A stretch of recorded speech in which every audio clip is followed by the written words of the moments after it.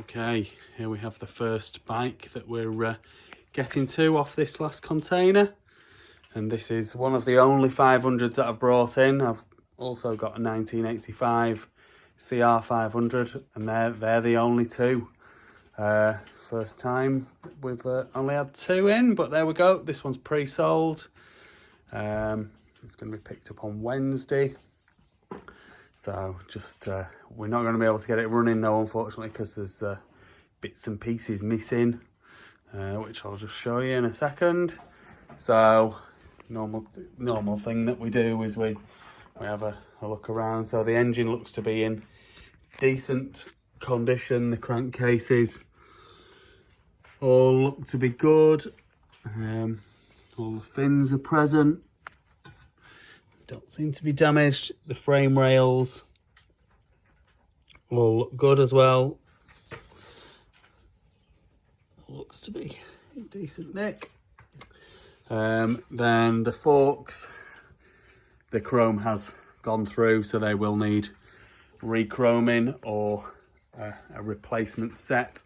So this bike, it looks as though someone's been taking it apart, and then so they've lost the carb, they've lost the kickstart, and they've got the gear. So they've lost the gear selector. I've just borrowed a selector off my bike just so I can stick it in gear and stuff, just to get the engine to turn over, which we'll do in a second. So it's a 1984 Cr500. It's the only air-cooled Cr500 that they did. Moved to water-cooled in '85.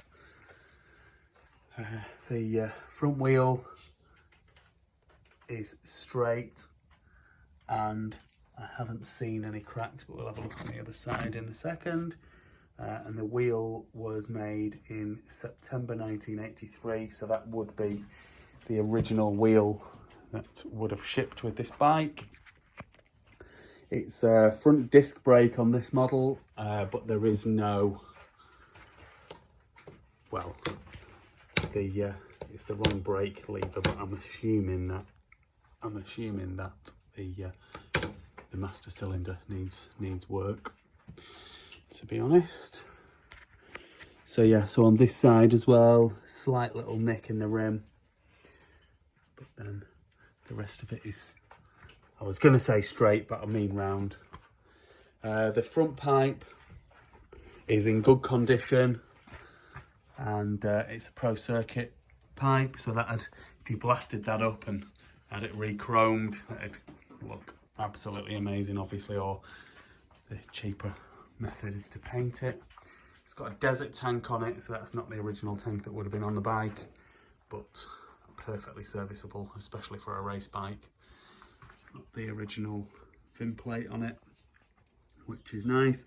Someone's rattle canned bits of it.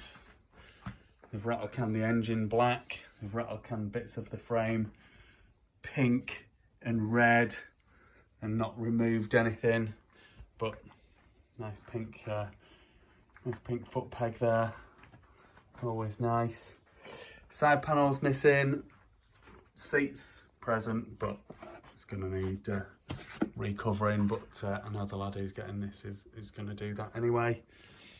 The bike is in gear, and I've got a little helper here who is going to it's in gear, so we're just going to turn the back wheel round, and it's going to turn the engine over, as you can hear. Poor lad, it's still got the spark plug in, so it's just a bit harder. There we go, well done Jamie, thank you mate. Missing the chain slider.